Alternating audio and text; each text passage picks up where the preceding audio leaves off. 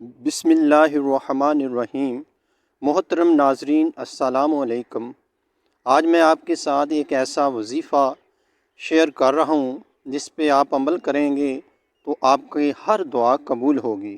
نبی کریم صلی اللہ علیہ وآلہ وسلم نے فرمایا، جس شخص کی رات کو آنکھ کھلے اور وہ یہ دعا پڑھ لے، لا الہ الا اللہ وحدہ لا شریک لہ لہ الملک ولہ الحمد وہو علی کل شیء قدیر، الحمد للہ وسبحان اللہ ولا الہ الا اللہ واللہ اکبر ولا حول ولا قوۃ الا باللہ۔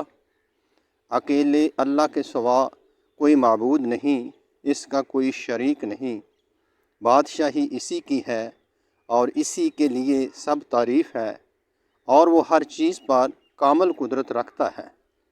سب تعریف اللہ کے لیے ہے اور اللہ پاک ہے، اللہ کے سوا کوئی معبود نہیں، اور اللہ سب سے بڑا ہے۔ اللہ کی مدد کے بغیر نہ برائی سے بچاؤ ممکن ہے اور نہ ہی نیکی کی طاقت ہے۔ پھر اس کے بعد وہ یہ دعا کرے، اللہم اغفر لی، الہی مجھے بخش دے، یا کوئی اور دعا کرے تو اس کی دعا قبول کر لی جاتی ہے، اور اگر وضو کر کے وہ نماز پڑھے تو اس کی نماز بھی قبول ہوتی ہے۔ سبحان اللہ۔